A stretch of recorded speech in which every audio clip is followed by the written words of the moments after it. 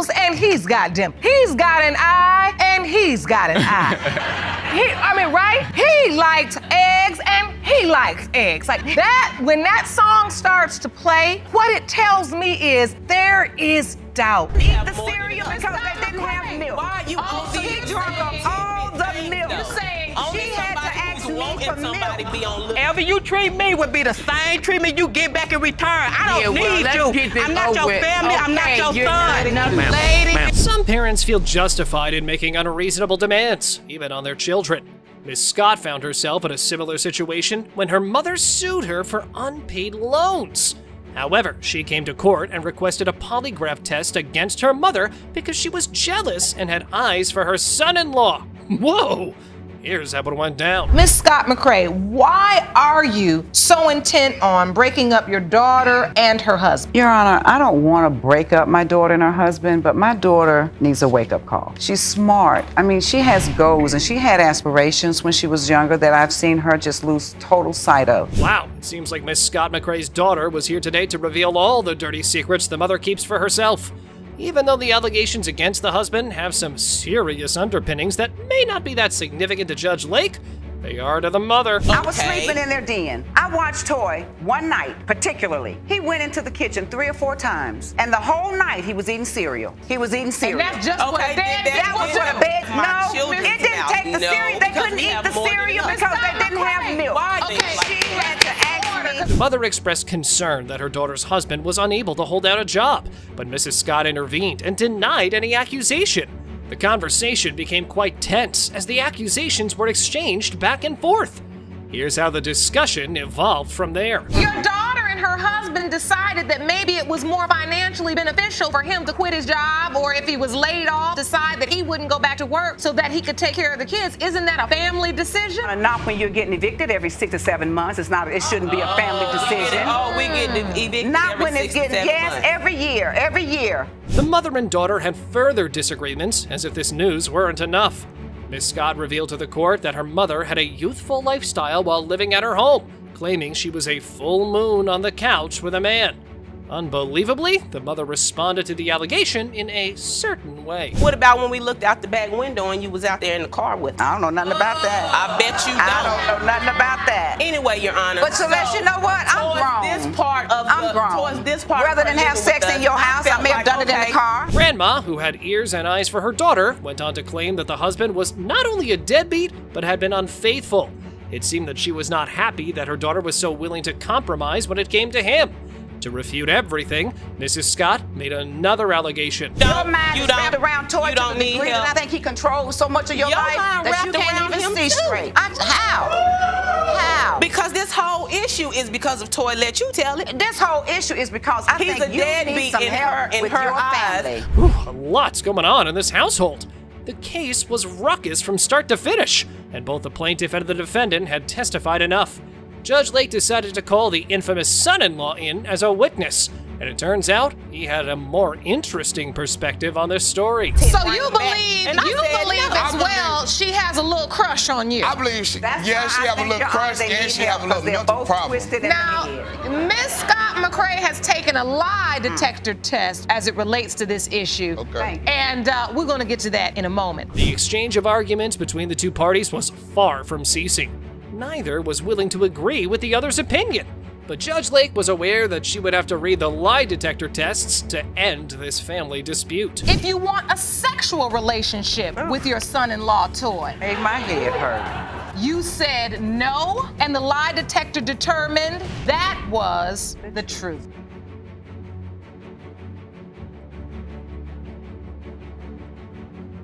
Up next, it must have been quite a shock to Miss Monroe when she received the unexpected news from the defendant that she was pregnant by her deceased son. I can't even imagine how confused and worried she must have been when she found out.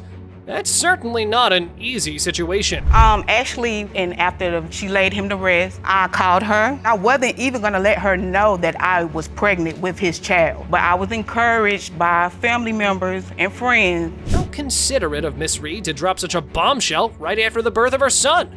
However, one has to wonder why she waited so long, especially considering she was already 5 months pregnant. It all seems very suspicious. But before we jump to conclusions, let's hear what Miss Monroe has to say. He would come to me about certain things, but when it came to her being pregnant, that wasn't mentioned to me at all. I do have a granddaughter, which he let me know that this person was pregnant, but I had no knowledge of this baby. He never informed you about Ms. Reed? No. That explains Miss Monroe's doubt. She adds that Miss Reed was introduced to her as a friend. Oh boy. The defendant, on the other hand, sees the story from a different perspective. Here's her testimony, with emotions running high. I'm still good. We still good. We only here to collect the benefits that you recommended I collect. I said that only way you get anything is if you do a DNA. You don't get nothing until you do a DNA. I didn't even know that I could collect benefits. Yes, you did. Anybody know that somebody's deceased you could collect? It's worth noting that Miss Monroe has stated that she would be willing to provide services for the child, but only if the DNA test proves that she is indeed related. However, it appears that she has some concerns about the defendant's position. I ordered a DNA that cost $400. I said, well, you pay half, I'll pay half. Why would I pay half on a DNA test? I got the results and it say, you're not the grandmother of this baby. No, I'm not gonna pay. That's what you don't understand. Now, that is one thing the deceased son would never want to witness. The never-ending bickering between the mother of his potential child and his mother. It was sad to watch the defendant snap. So, now we know how they ended up in paternity court. Would you say that you and Mr. Monroe were in love? Were you all planning to spend the rest of your lives together? I'm gonna be honest with you. I was not planning on really spending the rest of my life with Mr. Monroe. Well, there was a lot on the plate that was confusing the both of them. But according to the defendant, it was all sunshine until she started spending the night at her late boyfriend's house, and the grandma started to get jealous. But here's something that twists the whole story. I have to ask you, is there any chance that the other man... Me and this person was communicating over Facebook and on the phone. Me and this person has had no physical contact. The broken bond between the defendant and the plaintiff was helplessly at the mercy of the DNA result, because no one was willing to show consideration for each other. Without respect and love, the only truth is what unites people. Let us come to this. The percentage of relatedness between Ms. Angela Monroe and Iyanna Monroe is 99.98%. From paternity disputes to dilemmas and limbo. In this episode, we witness a woman accuse her mother of paternity fraud. Miss Brittany testifies in the courtroom that she found the truth among all her mother's lies. This is how the trial started. My mom has been lying to me back and forth about who is my daddy is, and I'm hurt and I'm tired and I need to know who is my daddy. A couple years back, Henry Jenkins Jr. told me that my mom told him that I wasn't his daughter, but he was like, whatever it is. Wait a minute. After the death of Mr. Jenkins, the man she learned was her biological father, Mrs. Brittany went to pick up the check for the survivor, which could only be obtained by presenting the birth certificate. But when she found the document, she finds someone else's name on her birth certificate as the father. Ooh, man, here goes my brain spiraling. When you see the name Thomas Lewis Aiken, what do you do? I'm puzzled because I don't know this man. You've never heard of him? I heard of him, but I never seen him as in person. But your last name is Aiken? Yeah, that's confusing me too. Well, one thing was clear. The mama had to clarify the issue at length, but the mother bluntly asserted that she was not associated with the name on the deed at the time of Mrs. Brittany's conception. Yeah, right, Mom. If you want to play it like that, that's fine. Just remember what courtroom you're in. This is what she testified. I got pregnant at the beginning of November. It was the beginning of November. Yes, yes. How do you know that was the date? Me and him was having sex, Your Honor. I remember the bed broke down, and we kept on doing it. And that's how I deceived her. That's how you deceived her or conceived her? Conceived her that night. Okay. Listen to yourself, Mama. You're in the courtroom telling bedtime stories. On the other end, Miss Brittany, eternally confused and eager to find her biological father, had no intention of stopping now. And today's the day she will finally put the truth on the table. Mr. Jenkins had told me that, well, your mom said that you're not my daughter. I ain't never told your dad that. I don't know what he coming up with. My mama only cared about herself. No, She never cared about me my whole in 30 years. She was mad because my daddy would not sleep with her. That's why. To shed more light on the defendant's past, Judge Lake calls in Mr. Aikens, the man on the birth certificate, to enlighten the court on the subject of Miss Brittany's paternity. And here's the turn of events we've all been waiting for. Like I told Brittany when I first met her, she was maybe 3 or 4 months old. And I didn't see her no more till she was grown like that. That's been about a month ago. You know your name is on her birth certificate, right? Yes, uh-huh. I found that. I didn't know that until he was incarcerated, Your about Honor. a month ago. But during the time she got pregnant with her. Mama has put her daughter in a paternity triangle after the alleged biological father made his statement. This has gotta hurt the woman whose world has just been swept out from under her feet. She adds to her statement. When I met Thomas, I had gave him the birth certificate. He said that your mom told me you're not my child. I had seen him on a Tuesday and I said, oh. I said, hey, and I was yelling. I don't have no $400 to do no DNA test, but only thing I just want to know, who is my daddy? Their continued discussion further inflames the whole situation, rather than helping to resolve the case. But it was very clear that they needed to know the results for the baby, and that his biological father had to be a man. So, here we go. Get ready for those results, and let's see what that envelope is hiding inside. It has been determined by this court. Mr. Jenkins and Ms. Brittany Aiken are not related. I'm sorry, Your Honor, but I always had thought that was your daddy. I had believed that was gonna happen, but I wanted my daddy to be my daddy. In a similar situation, the Moore sisters seek paternity for a man they both believe is their biological father. They take their mother to court after she reveals a closely guarded secret about another potential father.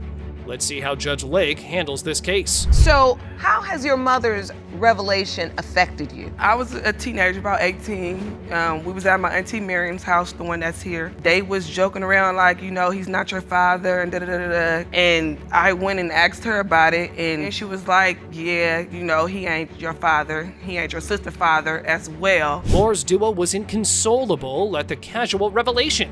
The daughters became quite dazzled and confused. Both of them went straight to Papa to have the situation confirmed, who had no idea as he loved them dearly since their birth. Oh, that's gotta hurt. Well, you say you would have taken this secret to your grave. Yes, I would. That's what you planned to do. Stanley was She gonna still always would be have their took it to her family. grave, Your Honor, if I wouldn't have forced it upon her. Only father he ever knew. Then she got to telling them that they don't look like him and they look different. We don't. She But don't. it wasn't We her don't. business to say anything. That's not right. That's not right. Even though it might have been right, but that's how I felt at that time. Miss Willis testified that she had an affair in the past. That's one of the reasons she told her daughters that the man they think is their biological father may not be their biological father at all. She had the audacity not to tell Mr. Moore that he wasn't. Now there goes a cunning fox. Did you ever tell the other man you were pregnant and it possibly could be his child? No. You didn't tell him? So he does not know? Nope, never knew. He don't have the He right. don't even know she exists. Whew, now that's hurtful. To hear that, Monica. Yeah, it's hurtful. The mother always wanted to keep this a secret and had no intention of ever letting anyone know the reality until her sister revealed it to the family and everyone else.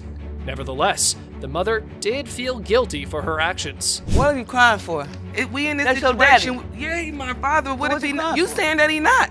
You saying that he not my father? If it turns out really the way you're saying that he is not her biological father, will you introduce her to her biological father? Do I get that, at least that right? Yes. Oh man, now she's agreeing to reveal herself after all these years. But never mind, Judge Lake brought in her aunt to do a detailed investigation of the event. She added all the sugar and spice and mixed it all nicely into a good old paternity mix. Here's how it went down. Do you know who Monica's father is? Yeah. You know She what been you're knowing talking for a about. long time. She ain't just met this man. She been knowing this man. I always tell her to tell him. Why don't you tell him before they get too old? Now they in their 30s and 20s, and she's still standing up there like she don't know what I'm talking about. This ain't the first time we had this conversation. Got nothing. We had it all the time. All of us get together and say, why don't you tell them who their daddy is? The other Moore sister, on the other hand, much like her older sister, was going through something devastating. Something like a roller coaster of emotions. She was too shocked to face reality and hoped that things would turn out the way she wanted them to. She told me he ain't my daddy. So, until you're 22 years old, you grew up with this man as your father. He's there for you, you have a relationship. Yeah, we have a relationship. It's a great relationship. He's there for me and my kids. My kids love him. That's their granddad? That's their granddaddy. One thing was for sure, the mother had lamented years later for her poor decisions in the past, and now only one thing remains. The results we've all been waiting for, to end the doubts that have existed for years. Here's how everything concluded. It has been determined by this court, you are not her father. I'm still the daddy. It has been determined by this court, you are her father.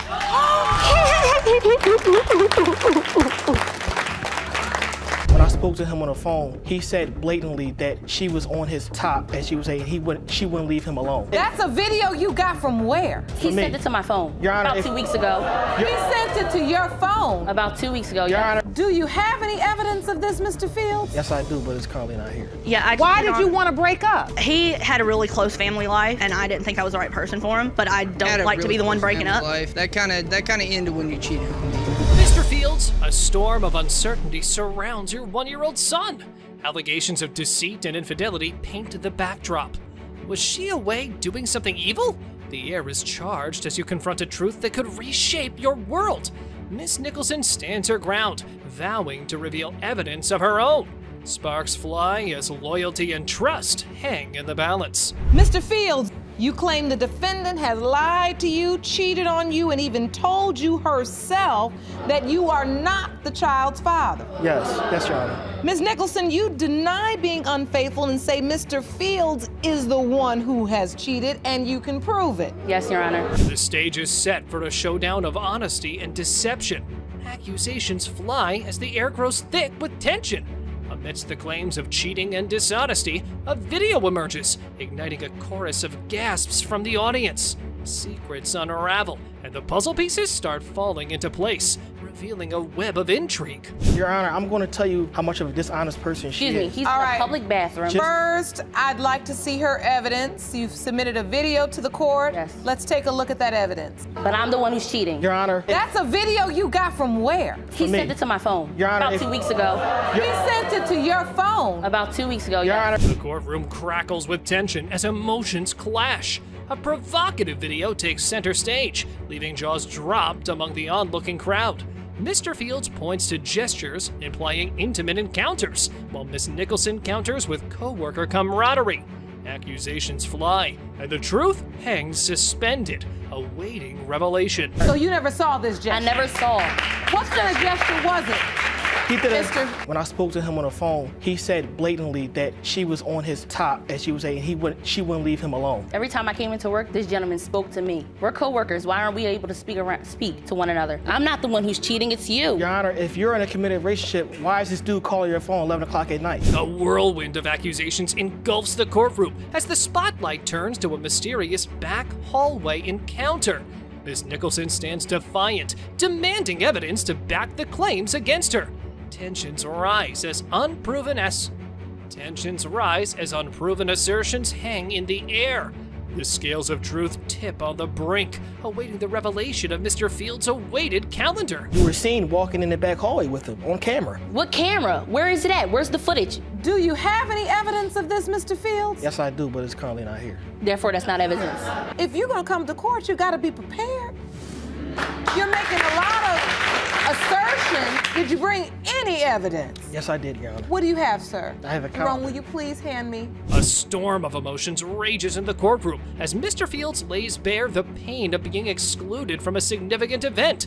His doubts grow into an inferno fueled by a sense of rejection, adding to the blazing tensions between the two. A volley of conflicting claims reaches its climax, illuminating the raw intensity of a relationship on trial. Mr. Fields, when you didn't get an invitation to the baby shower and you already were doubtful, that made you feel... That just added the icing on the cake for me. It added fuel to the fire. Your Honor, he even told me that he didn't want to come due to my mother. Your Honor, the baby shower at that point didn't matter because I had already had my own baby shower. Every release he has, I buy everything for him, his clothes. In a courtroom buzzing with uncertainty, the truth about 1-year-old Kazir Fields is about to be unveiled. Emotions hang in the balance as Mr. Fields awaits the outcome.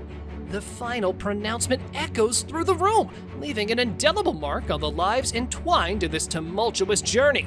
The revelation carries profound implications. In the case of Fields versus Nicholson, when it comes to 1-year-old Kazir Fields, Mr. Fields, you are his father. How do you feel now, Mr. Fields? I feel awesome. I feel great. It's not going to change anything. I'm still going to be the best father to him that I can be. You always knew this. In this episode, when Evil Woman is exposed, Mrs. Cohen's desperate bid to prove her husband's fatherhood of their 1-year-old son Kyrie unfolds in a marriage teetering on the brink. Shocking revelations and a high-stakes DNA reveal promise to reshape this relationship. Mrs. Cohen, you have opened your case to prove to your husband that he is the father of your 1-year-old son, Kyrie. Yes, ma'am. Mr. Cohen, you say your wife brought another man into your home and had sex with him under your roof. Yes, Your Honor. You claim your trust has been shattered, not knowing whether or not Kyrie is your son. Yes, Your Honor. In a tale of unraveling infidelity, Mr. Cohen exposes how he stumbled upon his wife's cheating ways. A breakup promise dissolved, igniting passion once again. Underneath their shared roof, he delved into her locked phone, cleverly using her sleeping finger to unlock it, unveiling a web of incriminating messages, phone logs, and photos. Mr. Cohen, how did you find out your wife was cheating? I went through Jasmine's phone one day after we got back together. Her phone was locked. She had a passcode on it. She was asleep at the time. I put her finger on the phone. As I was going through the phone, I decided to check messages. I was checking phone logs, photos, everything. A dramatic twist to the tale as Mrs. Cohen reveals her liaison with another man during their break. Unveiling a secret encounter during her community service, she paints a vivid picture of an unexpected connection that bloomed under unforeseen circumstances. As the courtroom buzzes with intrigue, the intriguing episode leaves viewers on the edge of their seats. Mrs. Cohen, who was this other guy and how did you end up cheating with him? We were on a break. He went to go stay with one of his family members, and I had to do community service, and I met him at community service. Was he doing that voluntarily or was he ordered to community service? There's a difference. He was ordered, but I met him at community service, and when we took our lunch break, he came back to the house and we had sex. In a courtroom charged with tension, Mrs. Cohen's sharp wit counters her husband's claims, revealing a potential twist in the tale. The revelation of infidelity adds suspense, while promised medical proof hints at a compelling resolution to Kyrie's paternity mystery. If your husband's testimony is correct and you weren't having sex in April because you all said you were on this break, and Kyrie was born on January 5th, when you count back, January, 9 months, that goes back to the period of time when he says you weren't having sex. But we were. I do not remember us having sex, Your Honor. In a riveting courtroom climax, the truth about Kyrie's paternity is unveiled, sending shockwaves through the emotional proceedings. Jubilation and reflection fill the air as the revelation sinks in. The judge imparts profound wisdom, reminding the couple that their mistakes don't define their love's potential for healing. In the case of Cohen versus Cohen, when it comes to 15-month-old Kyrie Cohen, it has been determined by this court. Mr. Cohen, you are the father. Oh my God, so happy. Hold on tight, because we're diving into a whirlwind of secrets of an evil woman. Mr. Lee's world is rocked as he reveals his wife's infidelity, leaving their marriage teetering on the edge. With family ties strained, the court is about to unravel the truth behind 11-month-old Carolyn Lee's paternity. Will this DNA test rescue their love story? Mr. Lee, you say your wife, Ms. Lee, conceived a child after cheating numerous times during your marriage. Yes, Your Honor. Now, you claim your family disowned you because of her infidelity, and now your marriage is on the brink of divorce. Yes, Your Honor. Mr. Lee drops a bombshell, an unconventional breakup plan orchestrated by his wife, Miss Lee. Amid applause, Judge Lake delves into a web of obsession and family dynamics. Will this shocking revelation lead to an unexpected twist? The truth unfolds in a riveting fashion. You had a celebrity obsession, so you said if you cheated on him, he would break up with you? Yeah, Why did you want to break up? He had a really close family life, and I didn't think I was the right person for him, but I don't like to be the one breaking up. That kind of ended when you cheated on me. Fasten your seatbelts as we dive into a whirlwind of secrets. Mr. Lee's startling revelations of his wife's infidelity rock their marriage. Family ties strain, and the courtroom crackles with tension. Will the DNA test rewrite their story or unveil a shocking twist? Get ready for a riveting roller coaster. They told you we don't want you to be with her anymore. Yes, and I didn't do what they wanted, so they threw me out. Just because you went back to somebody, they threw you out? It's messed up, I know, but... He was spinning All alcohol. right, you know she's cheated on you with 2 guys, then you find out she's pregnant. Yes. The roller coaster of revelations unfolds. After a dramatic OBGYN visit, Mr. Lee hears the bombshell. He might not be the father. The courtroom buzzes as he recounts this shocking moment. But despite betrayal and family turmoil, he bravely holds on, willing to ride the storm and confront the truth about his fatherhood. So, Mr. Lee, what did she sit you down? She told you on the phone? She told you where? Told me after we left OBG. And then she's like, well, you may not be the father. And then what did you say? I said, well, we'll just kind of ride it out and see what's gonna happen. Because, I mean, there's still a chance I could have been. So I didn't want to just abandon her during pregnancy with what she might be my kid. The courtroom's pulse quickens as the impending divorce and DNA results hang in the balance. Mr. Lee's determination to mend their rocky journey is palpable, hoping a child might be the beacon of change. Amidst tales of broken familial examples, the question lingers. Can Miss Lee's turbulent past pave a path to redemption? So, Ms. Lee, why do you cheat on him? I never really saw a good relationship. I love my mom to death, but nobody in my family really showed me how to be in a relationship. My grandfather died when I was 6, and him and my grandmother were the only decent ones I really saw. So you basically were flying by the seat of your pants? Yes, Your Honor. Amidst a chorus of triumphant applause, the courtroom's tension is shattered. Past mistakes meet a glimmer of redemption, and Miss Lee's proclamation rings true, revealing a desire for a fresh start. As the gavel falls, a new chapter beckons, a chance for the couple to rewrite their love story. It has been determined by this court. Mr. Lee, you are Carolyn's father. Yes, I told you. Sorry. I tried to tell him I've been faithful to him. I made some mistakes.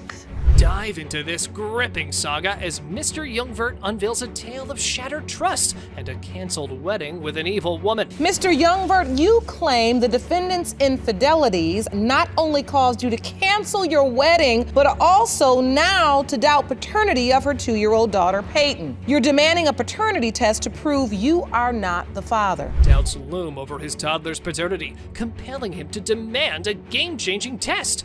Miss Sandknop's honesty ignited a storm, testing the boundaries of their loyalty and family. From that fateful night, her memory is a blur, with only a few sips of her drink imprinted in her mind. Inexplicably, she woke up in a stranger's bed, her surroundings unfamiliar. The fragments of that evening remained elusive, leaving her to wonder if someone exploited her. Did you know I if felt you had guilt had immediately. sex? I have no clue. I tried, while I was gathering my things, I was looking around, in the garbage can, and trying to see if I could find a condom or a condom wrapper, but I didn't find either. The discovery of a night of cheating shatters trust. A wedding once on the horizon dissolves into canceled plans and unanswered messages. Yet, both sides share the pain. Knowing a mere 3% chance of another man being the father casts doubt on their future.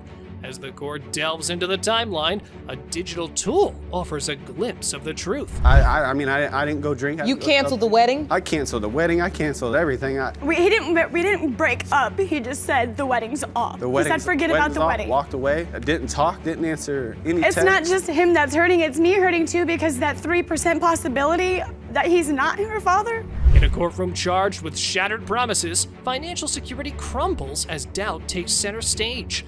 Amid applause, a man's yearning for his partner's self-worth contrasts with her need for appreciation.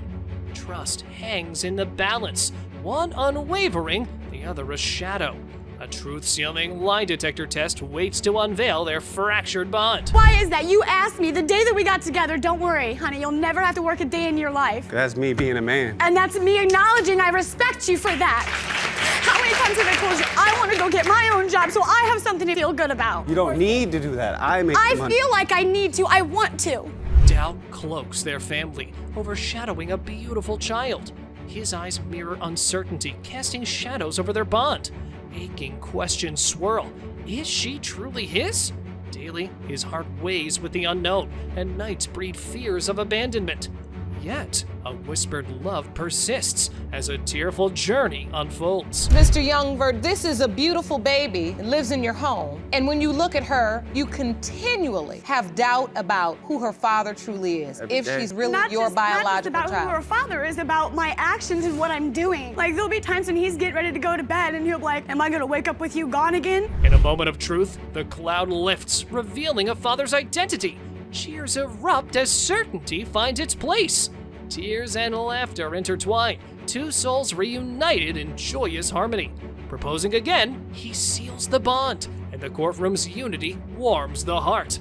Promises are exchanged, secrets remain buried, and a fresh chapter beckons. It has been determined by this court, Mr. Youngvert, you are the father.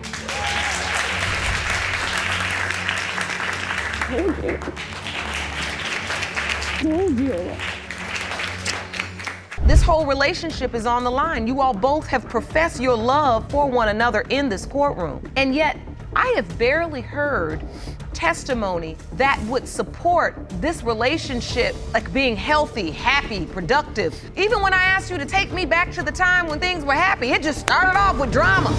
Get ready for the shocking tale of a serial cheater. You won't believe what unfolds as the cameras roll in the explosive paternity court today. Miss Ellison, the woman who betrayed her boyfriend with Mr. Jenkins, now demands he take responsibility for her child. Strap in for a roller coaster ride of emotions. First of all, Your Honor, Miss Ellison had many partners, many sex partners. When I first met Miss Ellison 2 months into our relationship, she made it known that she still was in a relationship with her boyfriend. I mean, I done seen Miss Ellison with many guys in and out their cars. I mean, just with many guys. Hold on tight, because things are about to get wild. Miss Ellison, juggling 2 men simultaneously, claims Mr. Jenkins is the father. But wait a minute, isn't there a strong possibility that her boyfriend is the biological dad? Brace yourselves as the truth unfolds. She insists she was honest with both men about her pregnancy. While you were pregnant, who went with you to doctor's appointment? My mama. He took me to about 3 doctor's appointments, and that was it. 3 doctor's appointments? And he didn't want to go. And that was hard for him to do. We had to basically And so beg the him. ex-boyfriend that you contend could potentially be the father of the child as well, you didn't invite him. No, Your Honor. In a shocking turn of events, Miss Ellison put Mr. Jenkins on child support without confirming his paternity. Unbelievable, right? Now, Mr. Jenkins fights back, refusing to pay a dime for a child he believes is not his. The judge and the entire audience are left bewildered. Why didn't she seek support from her boyfriend? Because you understand this man has been ordered to appear in court so that he likely will be held responsible for child support. Yes, Your Honor. Wages could be garnished if he doesn't pay. Yes. And the truth is, paternity has never been established. No, Your Honor. Curiosity intensifies as we delve deeper into this intricate web of relationships. For over a year, Mr. Jenkins and Miss Ellison were together, so why is he suddenly walking away? Is his absence from the baby's life the catalyst behind Miss Ellison's demand for child support? Is this a clever ploy to reel him back in? Brace yourself for the truth. He did not want her talking to the other person. Okay, so and she at cut the him same off. time, I was trying to tell her, you know, they both could potentially be the father. You need to keep him involved. And because she loved him so much, she respected him and did what he wanted her to do instead of doing what the right thing was to do. The moment of truth has arrived. Did Miss Ellison manipulate the situation to hold Mr. Jenkins in her life? Or is he truly the father? The truth is finally unveiled. But what will Mr. Jenkins decide? Will he stay or will he walk away now that he knows the undeniable truth? Don't miss the captivating conclusion. Mr. Jenkins, you are her father.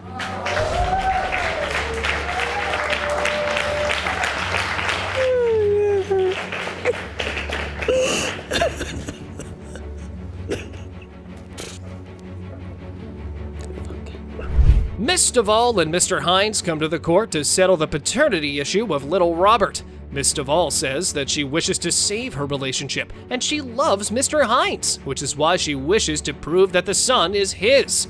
Mr. Hines says he loves Miss Duvall, but is still doubtful about Robert's paternity. As time went by, I got older, I got more established in myself, and I seen her again on Instagram. We exchanged DMs and everything. As that relationship progressed, we started getting deeper and deeper in, but as we got deeper and deeper in, there started to be red flags for me that she might not be as faithful as she say she is. Judge Lauren asks Mr. Hines why he's doubting Miss Duvall's story, and he says it's because throughout their relationship, there have been plenty of moments when he would suspect Miss Duvall of doing something fishy, often due to Facebook messages, pictures, her disappearing for extended periods of time, etc. Besides the messages, do you have anything concrete, Mr. Hines? Yes, when she gets mad and when she gets frustrated, she sends me pictures with other guys. She sends me text messages questioning the paternity, saying, I can't believe you're trying to take him and you don't even know if he's yours, which would immediately— Wait a minute, Miss Duvall, you sent him pictures of you with other men? They were friends of mine.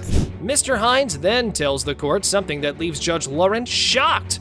Apparently, while fighting, Miss Duvall would send compromising images of herself with other guys to Mr. Hines to make him angry. When these pictures are presented in court, Judge Lauren absolutely loses it and says the situation isn't funny.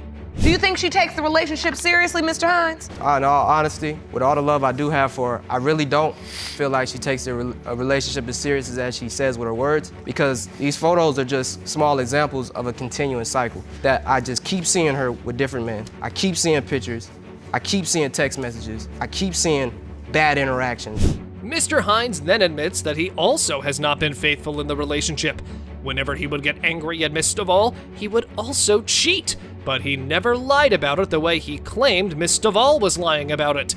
Judge Lauren gets angry at this and says the whole situation is just plain messy.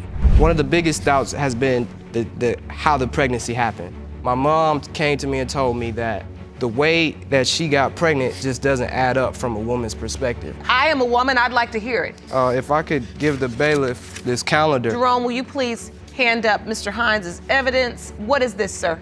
This right here is just the conception and how the conception worked. The reason Mr. Hines said he was doubtful about the pregnancy was because he said that he and Miss Duvall broke up in the time when little Robert could potentially have been conceived. The breakup happened because Miss Duvall disappeared without telling Mr. Hines, and he, in turn, cheated on her.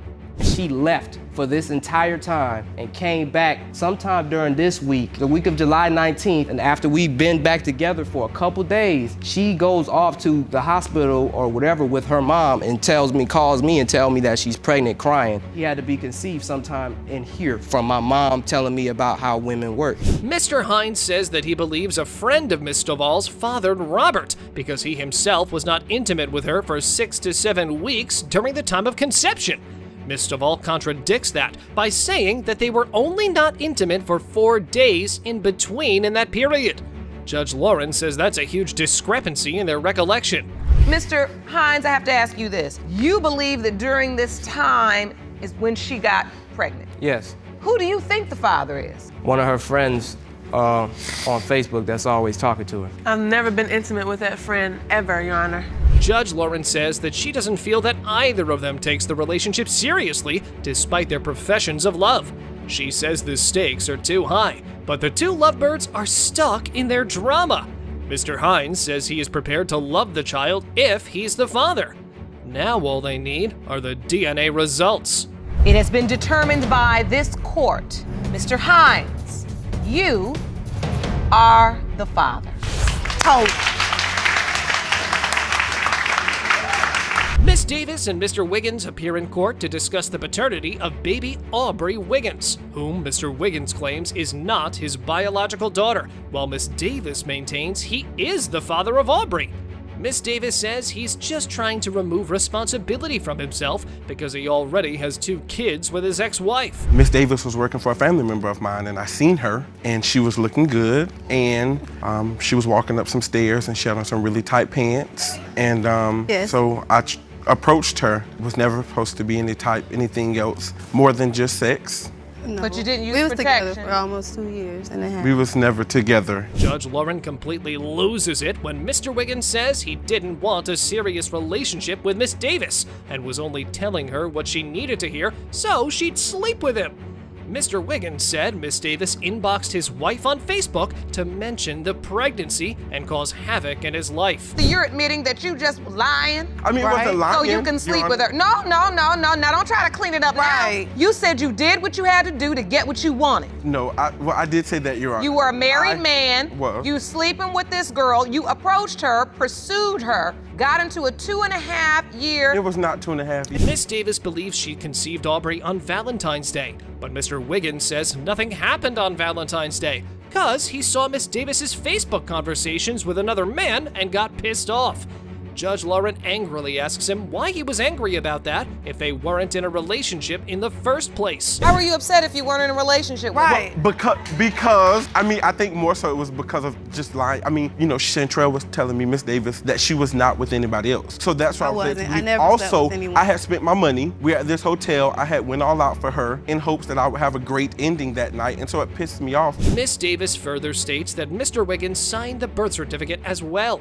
Mr. Wiggins says he didn't sign the birth certificate and suspects foul play because his birth date on the certificate was wrong because he only got a phone call for that information, and in the background, he could hear Miss Davis laughing. So, Miss Davis, did you know the young woman in the hospital? Were you all friends? No, Your Honor. You say what? This birthday issue is just a typo? That he wrote. Do you think he wrote his wrong birthday on purpose? Right, and because No, when Your Honor. I seen it, when we got the birth certificate, I let him know that whatever he signed it wrong. Judge Lauren asks Mr. Wiggins if he's active in Aubrey's life, to which Miss Davis replies no.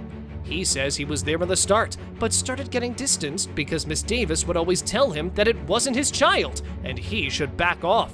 He says he also has sole custody of his other kids with his ex-wife. Again, I'm not trying to run away from my responsibility. Me, quote unquote, falling off was Miss Davis saying, you know, you ain't got to worry about her. This ain't your child. Not letting me get her. She says it's not your child. Because I didn't want to be with her. Not At the heat letting of me the get moment, her. I probably be like, don't worry about her, but I never said that she's not his. The truth is, you want your family back. Yes, ma'am. Judge Lauren asks both the parties when they were last intimate. Miss Davis replies that it was last night and they did not use protection. Judge Lauren explodes and asks them if they've learned anything at all from this situation. I guess only the DNA results can teach them a lesson. You are the father. Miss Davis, what are you feeling? I've been going through this for a long time, like between him and his wife, like. It's his child. Right. You are the father. You have the clarity you need. I'm gonna take care of my child. This interesting case occurred because Miss Vogel conceived William while being married to Daniel Vogel, while also sleeping with Daniel Vogel's brother, David Vogel. She says they had sex under a bridge, which is when William could have potentially been conceived. Daniel owes $43,000 in child support and wants to get rid of the debt if he isn't the father. Do you believe William is your child during that time? Do you know about this sex with your brother? I had a thought that it was somebody in my family, and I figured it was probably my brother. You start to think, and things are going wrong in the relationship. It's like, wait a minute, you two must be getting together or something, and that's when everything started clicking in my head, and I started putting dates together. Judge Lake is extremely surprised and asks Donna why she slept with her husband's brother. William interrupts to say that David Vogel has a snake's tongue and could talk anyone into anything. He further says that he believed David and Daniel to be his fathers at different points in his life. How do you get to a point where you're going to sleep with your husband's brother? He was good to me, and he just was that smooth that he just talked me right out of my. Can I interject for a moment? You'd have to actually get a better understanding of his brother, David. This man, he's got a snake's tongue. He could pretty much talk anybody into generally anything. Daniel Vogel says that he has been broke this entire time, and he hasn't been able to support his wife or 3 kids because all his money goes into the child support payments. Judge Lauren says you should refute the claim in due time if you suspect you're not the father. So once, William, you got word that potentially Mr. Vogel, Daniel, could be your biological father, how did the dynamic change then? Well, at that point in time, I wanted to get to know my father. I wanted to get to know the man standing here before us. I actually took a little bit of time and actually had the opportunity to go and spend a little bit of time with him. He's a wonderful man. Judge Lauren tries to piece together the timeline and cannot figure out what's going on. Donna was intimate with David Vogel and Daniel Vogel both in the period of conception, so it's impossible to tell who the father is. Judge Lauren exasperatedly tells William she understands his confusion. What was going on around February 19th? You were gone? I was gone, yes. Oh, yeah, he was gone. So the affair with the brother started when he was away? Yeah. Yes, ma'am. So that February 19th is the bridge. Well, Your Honor. We'll just put a bridge. William, I understand your confusion, honey. This is a lot. William says the only reason he is here is that he has 4 young kids, and he wants to be able to tell them who their real granddad is, and so he finally put an end to all this confusion. David says he wants some answers because he has a warrant out for his arrest for child support debt for a child that could potentially not be his. Mom, Ms. Vogel, as you stand here in court today, has any of this testimony affected your belief? Yes, Your Honor, it is, because I just don't know. Well, that's why we're here. Daniel. I thank you for that. That's okay. That's all forgiven, Donna. It's forgiven. Has been, you know that. Miss Donna Vogel says she wishes it wasn't this way and breaks down crying. When asked by Judge Lauren how he feels about this, William says he's going to love his mom the same way no matter what. I suppose only the DNA results can piece together this heartbroken family now. It has been determined by this court, Mr. Daniel Vogel, you are his father.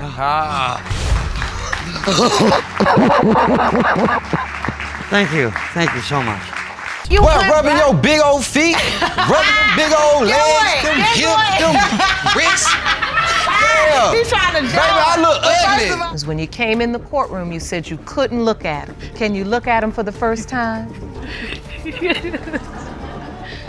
Oh, honey. In this case, a 15-year journey filled with ups and downs, Mr. Sterling finds himself facing an unexpected twist. He vehemently denies being the biological father of his lover's adorable 11-month-old son.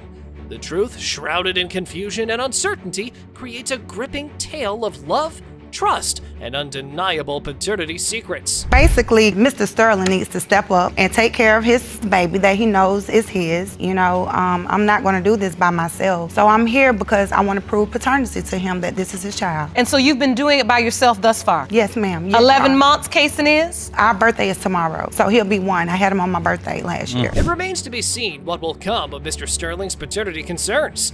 The baby mama had some harsh words for him, accusing him of being a sneak and a deadbeat. However, it's important to consider his side of the story before making any judgments. Let's take a look at what he had to say about his doubts. The first date on this calendar says that the doctor's appointment was on March 21st, and the doctor says that Miss Harris is 6 to 8 weeks pregnant, and you had sex on Valentine's Day. So now, that is the last week in January. Told me the HCG number of the blood test showed that I was between 6 to 8 weeks. Oh, that's a tough one.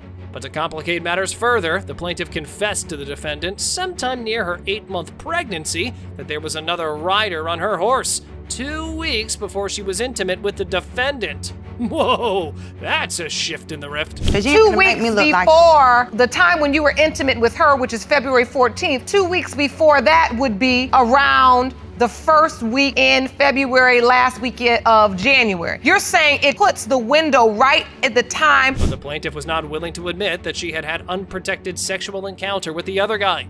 Therefore, the defendant claims that she's a liar and blames her for the fact that he has to be in this lawsuit.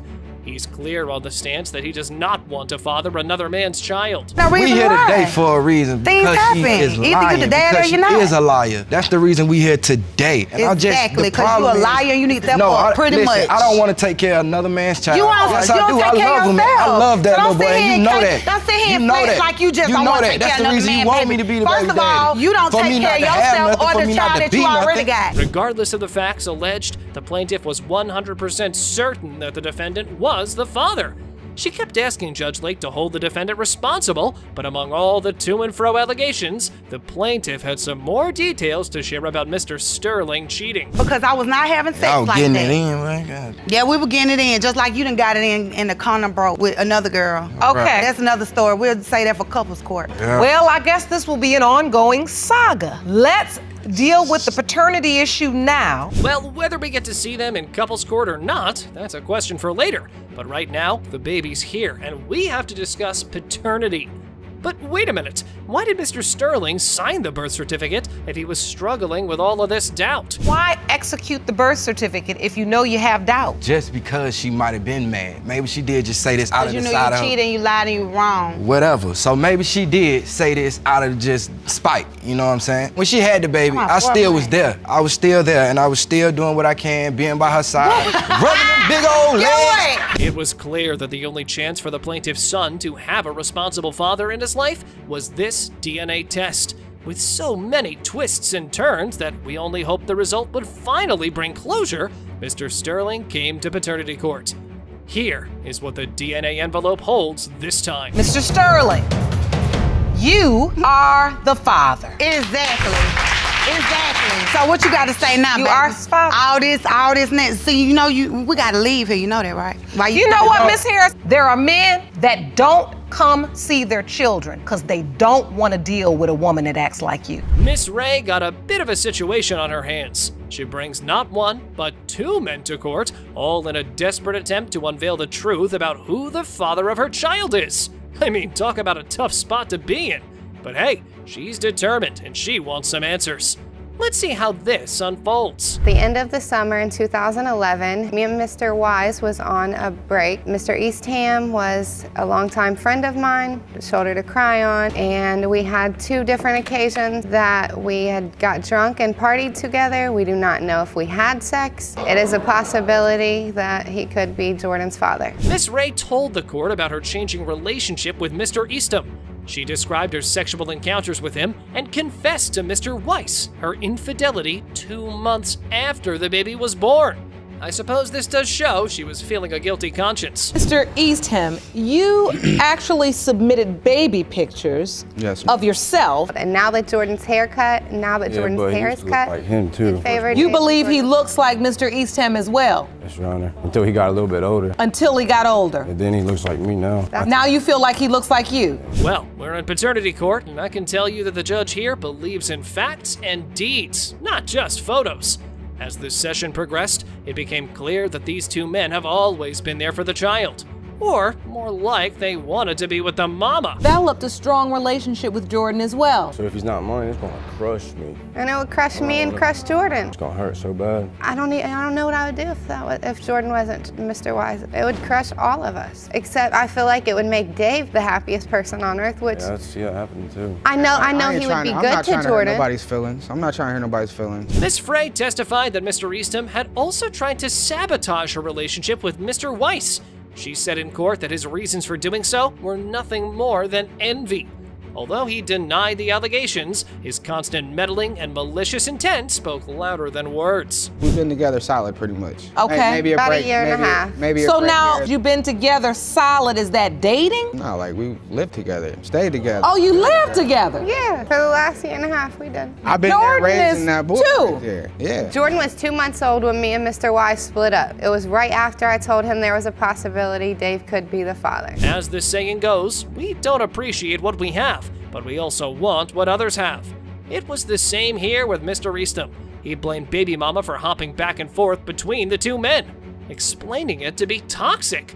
But don't worry, she's got herself covered. How come 2 hours ago it was, I love you so much, I can't wait to see you back in our city. Okay, I did say that. But I'm such a, why would you want me? I'm not talking about right now. Oh, but I was in the past? This is someone I was with since I've been 14 years old. Okay. I fell in love with my best friend and made a mistake when we were partying. But the drama between them was far from over. She hoped to build a relationship with one of them after she found out about the biological father.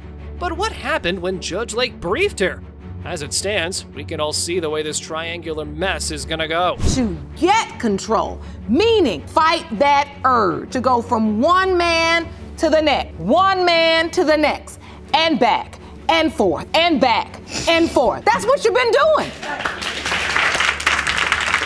The paternity case was still ongoing, and Judge Lake realized that further questions would only waste time.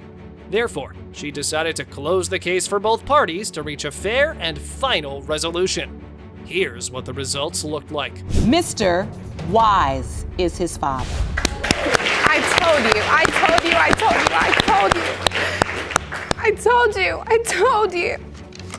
I told everybody. I knew. After 19 long years of faithfully paying for child support, the day arrived when Mr. Haralson was face to face with his alleged daughter. With a mix of anticipation and nervousness, he met her. Yet, as they spoke, he respectfully denied the claim, expressing his doubts about his paternity. My sister, she had moved in with a friend, so we went over there. We had visit. We were sitting, drinking, and talking. We talked on the step for a minute. We went upstairs and had sex, and that's what it was. So it really was a brief encounter. Yes. Right, and then see after that. And Mr. Haralson, you everybody split say you ways. didn't even know her name. Nah. He knew my name. Not only that, but the baby mama lived a promiscuous life. At the time, Miss Smith was all about hit it and quit it. Her daughter Talash testifies, taking no sides, and explains to the court all of her mother's devious tricks. They had sex or whatever. He said it was around his birthday, he was up under influence, and supposedly my mama stole his ID and his social security card and went to put him on child support. When she went to go put him on child support, she gave them the wrong address, so therefore he never received no child support. You're saying Mr. Haralson told you that story? I know for a fact she stole my ID and my social security card. However, Mr. Haralson was out of town long enough, and therefore never received a letter for child support appearances. This makes him the father by omission. I'm so confused that this man paid child support for 20 years but never requested a DNA test. Here's what he has to say about it. You did not show up to court, and this debt is all for a child you don't believe is your biological child. I've tried throughout the years to get DNA tests and she just wouldn't cooperate with that. He didn't want to pay for it. He wanted me to go half. I'm not paying for half. I know she mine. I know she mine. For the girl in search of her biological father, on the other hand, life has been hard. She believes her life choices are a product of poor parenting because growing up, she had no one to tell her to sit down and control herself. She never gave me a different name. She always said his name was Raymond Harrison. He had like 2 pages then. And so I messaged both of them. I was like, I think you're my dad, I think you're my dad. He said, is your mom Kawana? I was like, yeah, why? And then the conversation just went from there. And you see it's Talea, and she's saying, I think you're my dad. You ask her, is this your mother? Yes. So, it didn't take long for her to find out who was paying child support. After that, Tala built up a relationship with her alleged father. However, he had to reject her because he was not sure whether he was the father. That's gotta hurt. I'm gonna be 20 years old and I just wouldn't see the point, but 20 years old is still very young, honey. And I want to tell you, there is no time frame on the feelings that you have related to wanting to know your father. Trust me, I see people each and every day, 50, 60 years old, still wanting to know, and there's nothing wrong with that. Well, one thing's clear, the stakes are high in this courtroom. The daughter seems resentful toward the mother and has no intention of letting go of the paternity drama anytime soon. Well, after enough testimony, everyone's been waiting for the results, and Judge Lake decided to reveal the truth. Mr. Haralson, you are the father.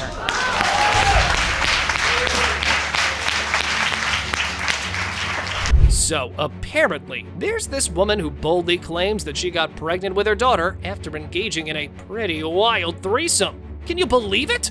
She claims it involved a drummer dude and his ex-girlfriend. Talk about a juicy story. But hey, who am I to judge? The baby doesn't look like me from the get-go. Like, as soon as I saw her, she don't look like me. She doesn't have my nose, she doesn't have my eyes. Like, I would see, features, that would resemble me, and she doesn't look anything like me. I just want to know. I mean, if she is mine, then okay, I'll man up and take care of my little girl. But if she's not mine, then I want my name back. Mr. Evans was engrossed in playing drums downtown when a woman caught his attention. She unexpectedly surprised him by flashing her bare chest. This audacious act left the drummer boy bewildered, his jaws dropping as the unforgettable sight sparked curiosity and conversation between the two. Well, now, that's not something you're going to see happening every day. They're putting more money in, everybody's entertained, she's dancing on your lap and you playing the drum. Yeah, then I get a phone call from my ex saying that she's at my house right now.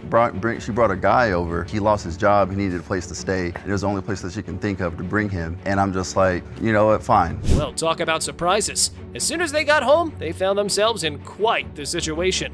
Imagine their shock when his ex unexpectedly appeared and joined them for a steamy threesome. That moment must have been a mixture of excitement, confusion, and a whole lot of emotions running wild. Here is what Mr. Evans testified. A threesome and a game of tug of war at the same time? No. So after about a minute or so, I'm just like, hey, y'all quit fighting. There's enough for me for both of y'all. It's enough for both of y'all? Yes. No. There's enough for me for both of y'all. And I'm just like, you know, I'm thinking in the back of my head, like, this is amazing, I can't, you know. Well, it seems Miss Snyder has quite a bold explanation for the situation. According to her, due to her week-long stay at Mr. Evans' house and their frequent intimate activities together, he is the apparent father. While some might find this reasoning unconventional, Miss Snyder firmly stands by her statement. That she had slept with someone else. Who's this other person you slept with? I do admit I slept with someone else. We also used protection, and it was what would have been after the conception date, though. It was like a week or two afterwards. I had been knowing him for a little bit. So we did use protection. Miss Snyder, being committed to strengthening her argument, decided to bring a conception calendar. The intriguing thing about this calendar is that its dates seem to align perfectly with Mr. Evans. It's like the universe is holding up a sign indicating his involvement, adding a compelling twist to the story. Do you believe you are Lainey's biological father? No, she's not mine. I'm not the father. I do not believe that I am the father. But are you basing all of this just on looks because you don't think she looks like you? A baby's face forms and develops over time. She may not seem to have your features now, but maybe she will later. Well, that's what I need. I need proof. I need proof of that. Not knowing if it's his child has left Mr. Evans feeling uncertain about forming any connection with the alleged child. It's quite the dilemma now, isn't it? Trying to navigate fatherhood without clarity can be challenging for anyone. Well, I suppose that's just life. But you do video chat with her, Yeah. and you get the pictures. Yeah. Why are you even staying in touch then? I wanted to get a DNA test to find out if she was, because she did say that she was slept with this other man. And so, Miss Snyder, you gave Lainey Mr. Evans' last name. Yes, Your Honor. But he wasn't there for the birth or anything. Well, let me tell you, paternity court is like a detective show. Judge Lake can't help but bring out the suspense in the courtroom.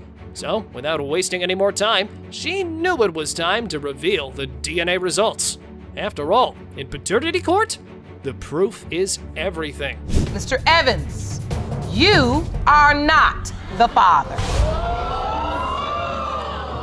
You were right, Mr. Evans. You are not her biological father. I'm sorry, I know that wasn't the result you thought you were going to get today. Have you informed this other man that he could potentially be the biological father? I told him. Oh, God. Oh, sis. Oh, my God. Wrong for that. You're wrong for that. Shine, you could have done better. Oh, my God. 3 to 4 months, you want to call and ask how I'm doing. You didn't do nothing. You ain't buy no Pampers, no wipes, no bottles. I did that. Everything for my son, I did. You ain't do nothing. You didn't even check on him. I'm mad because I shouldn't even have to go through all this, you know. It shouldn't have been 20 years later that you decided to come and find me. If you believe that I was your daughter, then... Here's to the most heart-wrenching case of disputed paternity. Miss Brown was raged that her mother swung around multiple men, putting her on a never-ending quest for paternity. Fortunately, this time Judge Lake was here for the rescue. I asked her on several occasions, do you know who my father could be? My mama just said, I don't know. Actually, I have a list of men. It's about 6 or 7 guys. Wait a minute now.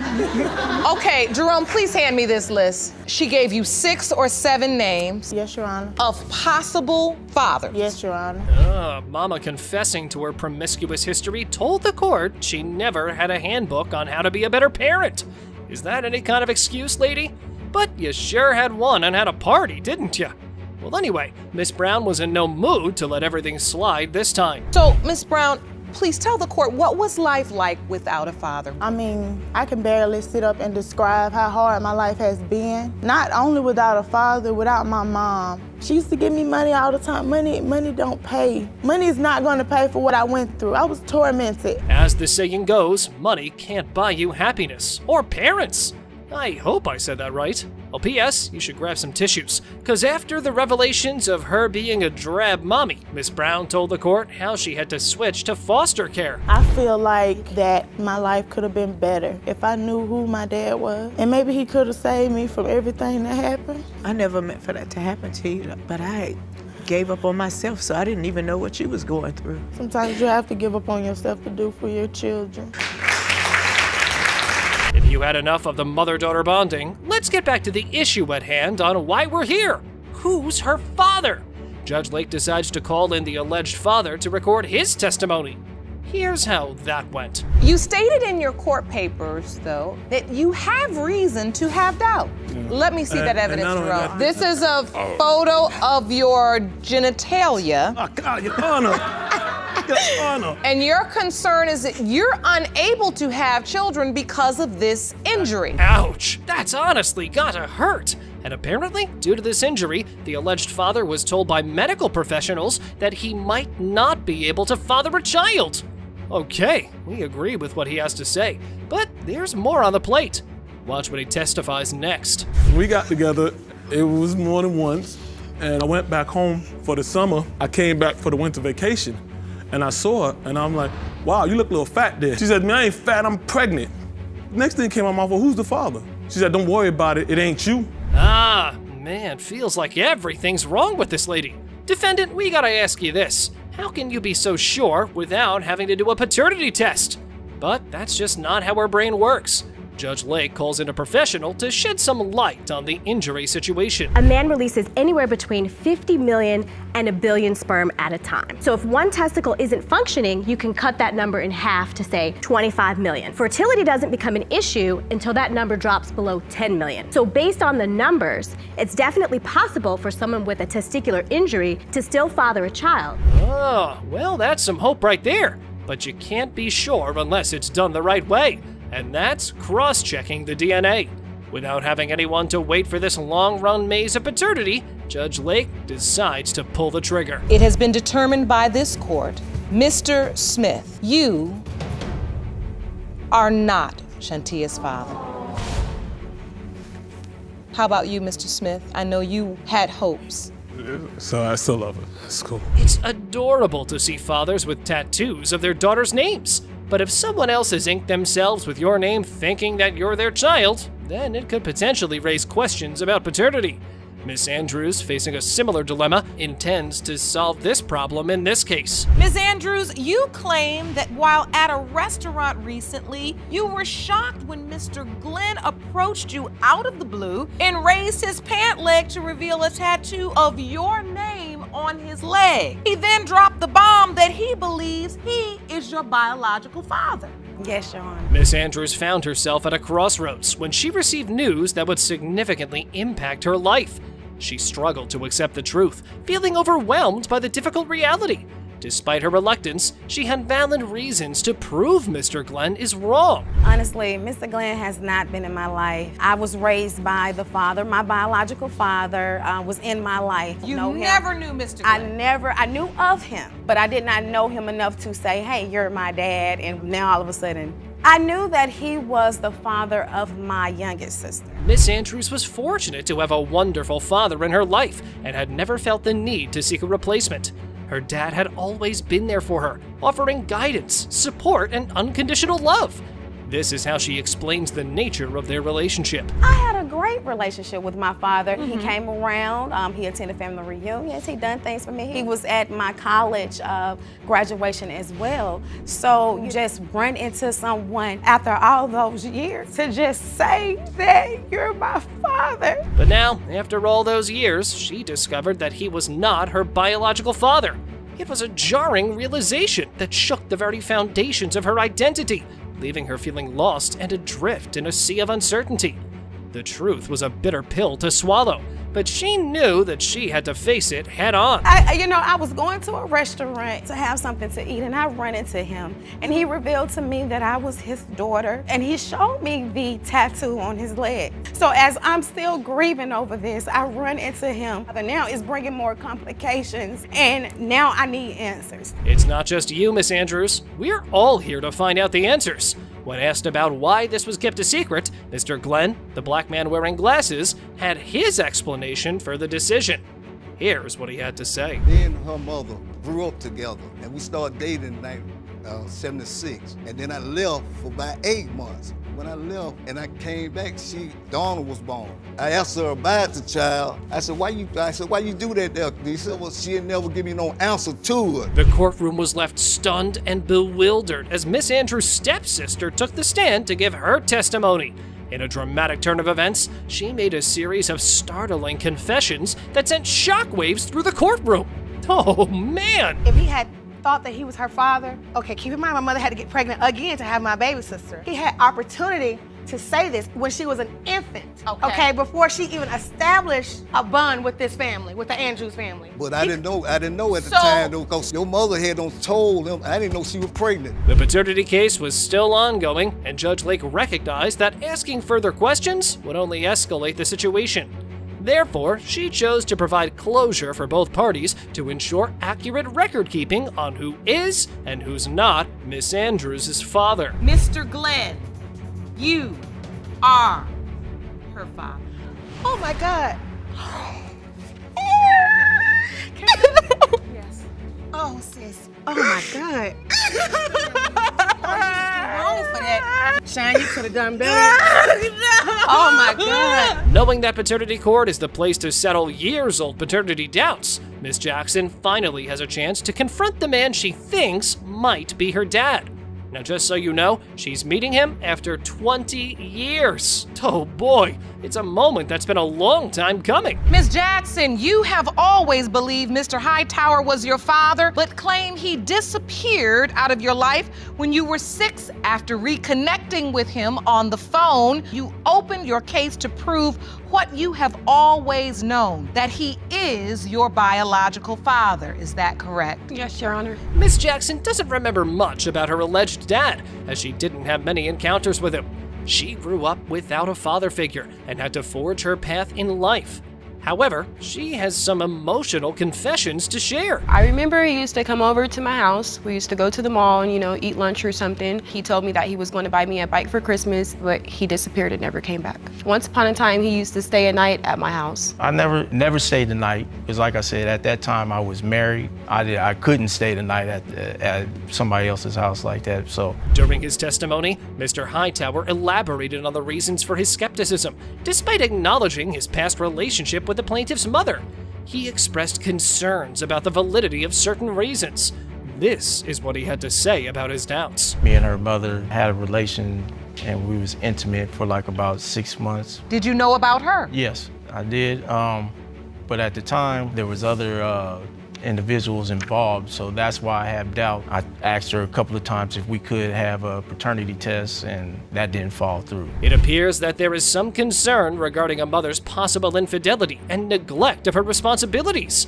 However, Mr. Hightower's testimony is nothing short of jaw-dropping, and you may find yourself needing to replay his words just to ensure you heard them correctly. I have a total of 14 kids, and all my kids know each other. So there would be no reason for me not to do the same with her. Mr. Hightower, she doesn't believe you put enough commitment and effort towards... Well, Your Honor, I didn't believe that she was my daughter because there was 2 other gentlemen that was in her mom's life at the time. What is Mr. Hightower up to? 14 kids? That's insane! He's probably looking to build a baseball team, in my opinion. However, this emotional moment was building up for years, and the tension was palpable. And we are all ears for Miss Plaintiff. One day, I received a friend request from, I believe, one of his daughters, and I knew it was his daughter because she had the same last name as him. And so she continued to send me a message and say, I think you might be my sister. And then he called my phone and he talked to me and said that he wanted to do a DNA testing. Well, we don't know if that was done for all the right reasons, but it did bring drama and heartache to Miss Jackson's life. she's gone through some serious emotional roller coasters ever since. And today, she's here to get the answer she deserves. What are you feeling, Brittany? I'm mad because I shouldn't even have to go through all this, It shouldn't have been 20 years later that you decided to come and find me. If you believe that I was your daughter, then you would have put in the effort to get the DNA test to find out and not miss parts of my life. After 2 decades of uncertainty, the eagerly awaited DNA results finally arrive. Judge Lake was ready to give closure to both parties after witnessing them go through emotional distress during the session. Here is how the paternity duel came to its end. It has been determined by this court. Mr. Hightower, you are not the father. In this paternity court episode, Miss Porter Atkins, a single mother to a 3-year-old baby boy, brought her unsupportive ex-boyfriend to court. He's been denying his paternal responsibilities, and today's the day she'll prove to him it's all his doing. I was at work. I was working at a fast food restaurant. I saw him. He was looking my way. Oh, he was like, you're really pretty. I was like, oh, thank you. He was like, can I get your number? I was like, sure, why not? So I grabbed her number. We was texting and stuff, and she wanted me to come up there on her break. She's all on me. She's kissing all on me. And she even told me to bring a condom just to be safe. According to the defendant, they met at a food chain's parking lot and became intimate without much thought. What a wise decision to make, ugh. However, Miss Plaintiff was not willing to accept these claims without explanation. She presented the court with information that the defendant had left out of his testimony. Basically, when I had texted him, it wasn't a couple hours later, it was the next day, and he was like, yeah, cool, let's come kick it. That's the first time we had our encounter. This is 24 hours after he pulls up at the drive-thru.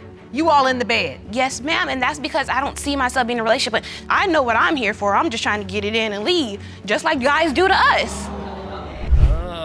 That was a detailed specification of the day it all started. But Miss Plaintiff didn't just stop there. She also brought evidence to the court that supported her theory for Mr. Fisher being on the receiving end.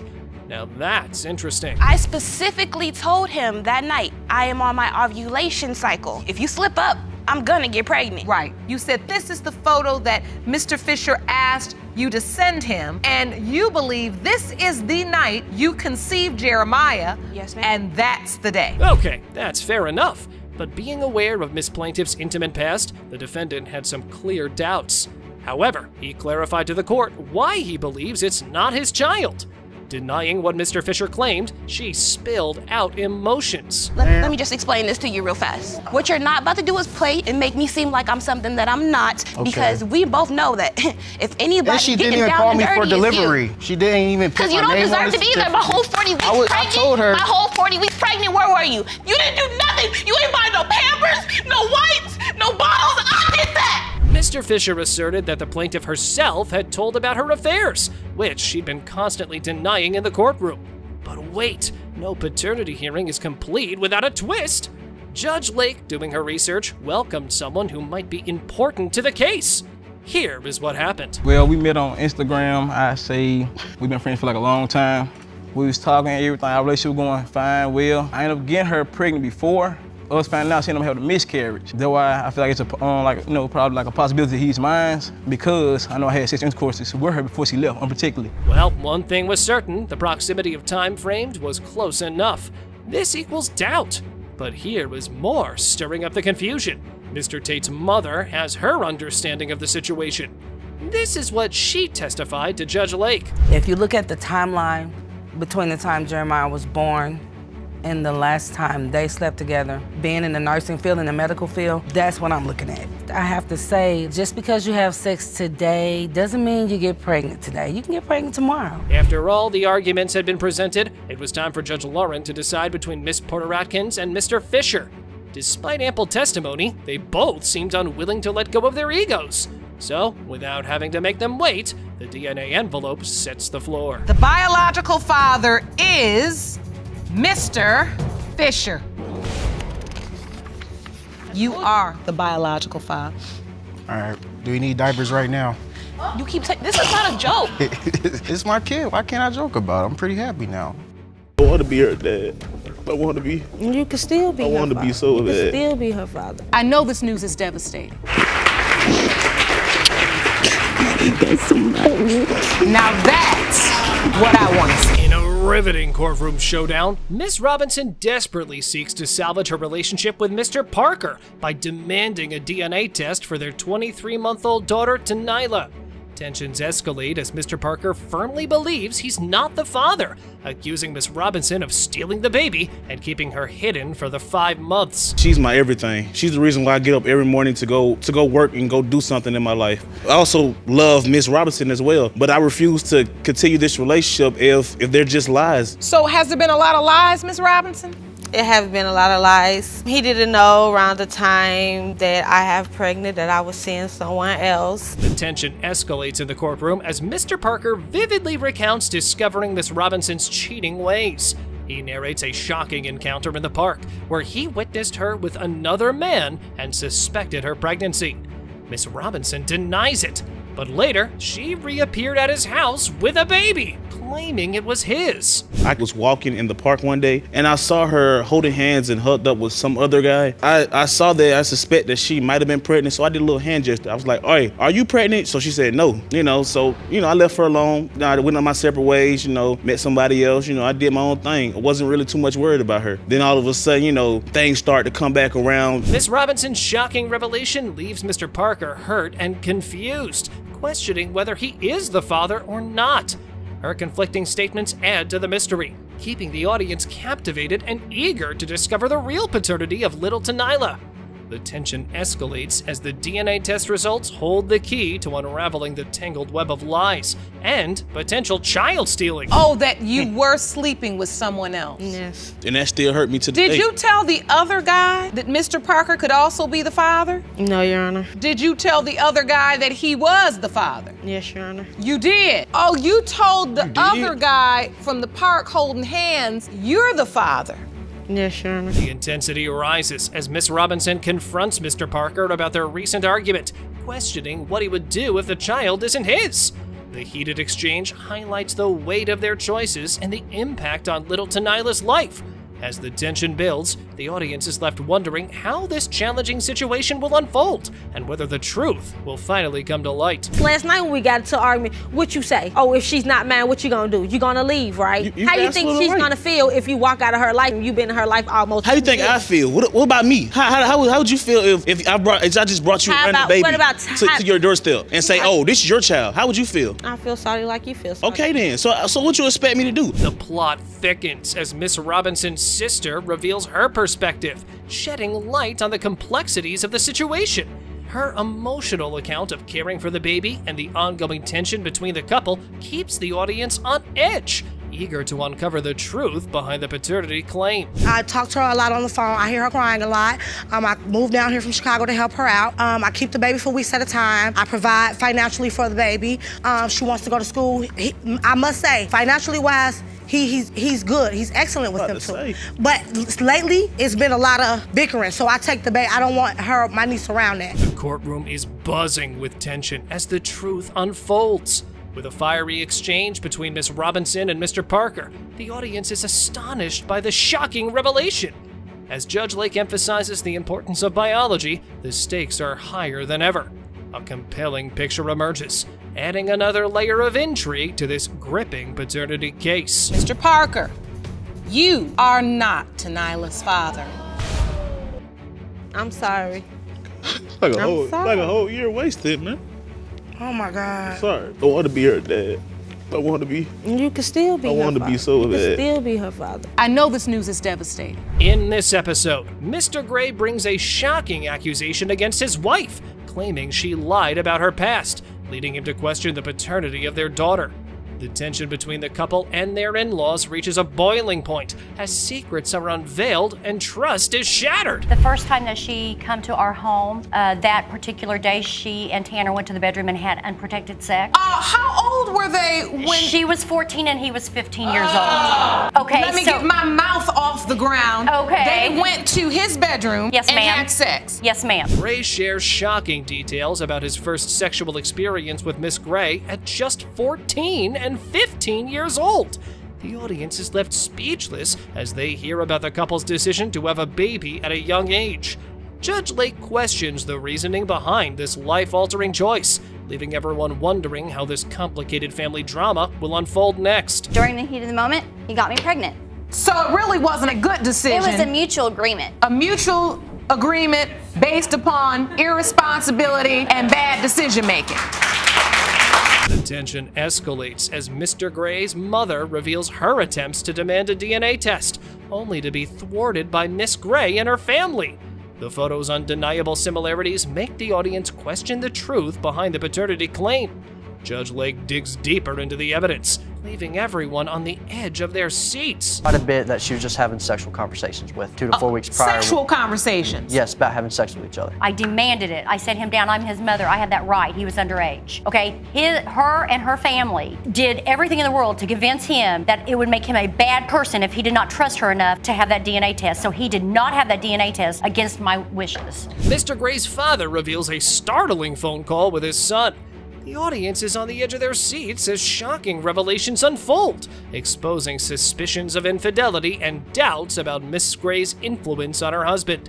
The clash between different upbringings adds more complexity to the paternity issue, leaving everyone speculating about the outcome. I caught her talking to other guys again. 30 minutes later, I'm gonna be the glue that holds this family together. I said, is she still giving you sex or what? I said, I can't believe that you've changed your mind within 30 minutes. 1 minute you're ready to walk out, next minute and I'm trying to make heads or tails of what's going on. She has a negative force that brings him down to her family's level. The generations clash as Mr. Gray's father defends his old school values while pointing fingers at Miss Gray. The drama unfolds as the accusations fly, and both sides vehemently assert their perspectives. The courtroom buzzes with intrigue as secrets and affairs come to light, leaving the audience wondering who is truly at fault in this tangled web of relationships. Mr. Gray, you are her father.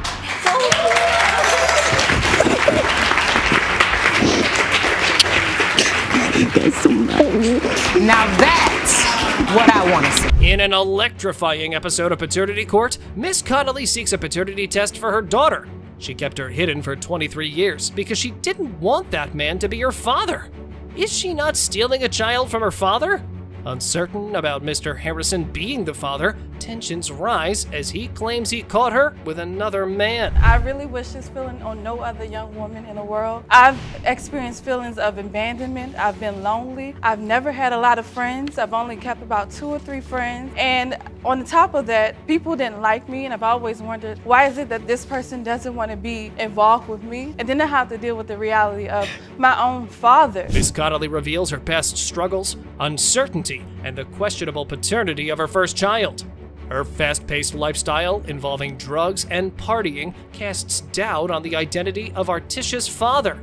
As the story unfolds, a chance encounter with Lyndon sparks a tumultuous relationship, leaving everyone wondering if he could be the real father of Articia. You had one child, thought it was his, but it wasn't.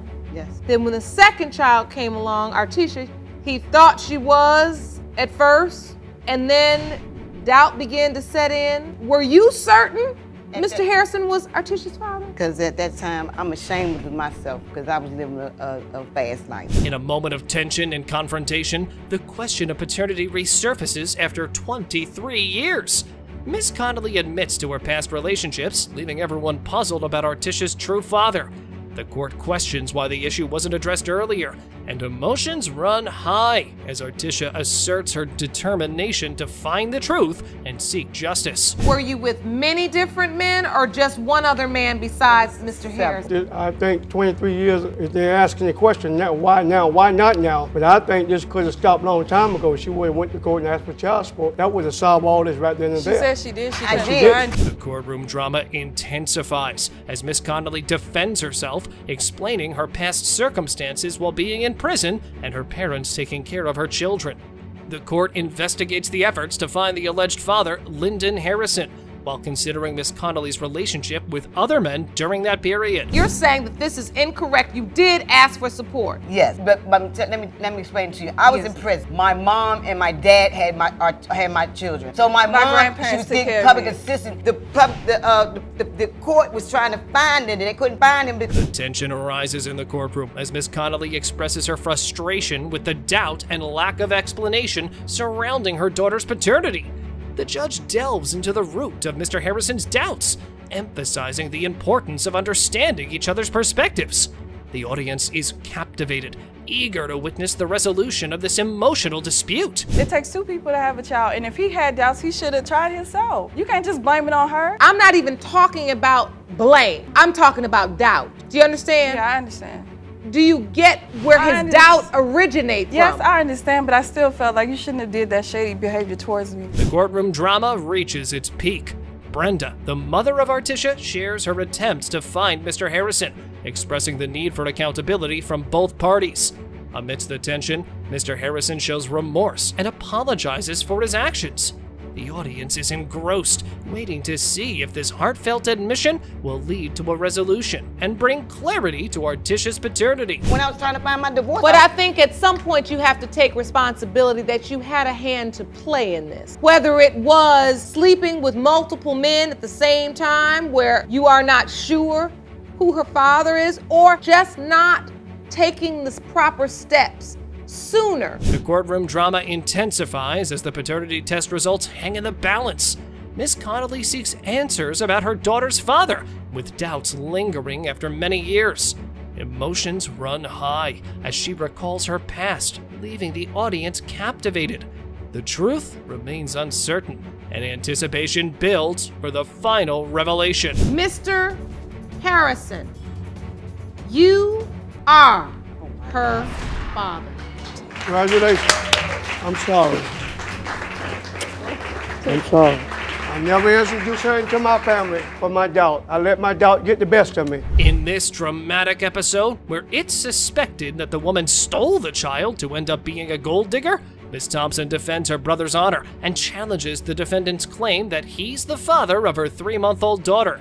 Everyone eagerly awaits the DNA test results that could unravel the truth and reveal the real father. Miss Thompson, so how positive are you that he is not the father? I'm 100% positive. My brother was 100% positive that he was not the father. He stated that Miss Lee was a money-hungry, compulsive liar. Miss Thompson stands firm in her claim that she knew she was pregnant instantly after unprotected sex with the defendant, despite the audience's laughter. With the DNA test results on the horizon, everyone eagerly awaits the revelation of the real father of the child, keeping them engaged in this captivating courtroom drama. I threw up because I was drinking, of course. I was kicking it with some friends. You don't think you're throwing up from the liquor, you were throwing up because you were pregnant instantly. I kept throwing up. You're not getting me, love. It wasn't just Hold on. I threw up twice. Wait, let's get something straight. I'm not your love. Yes, Your Honor. Amidst the drama, Miss Lee, claiming a 6-year relationship with the defendant, faces Judge Lake's tough questioning about their commitment and the presence of other women.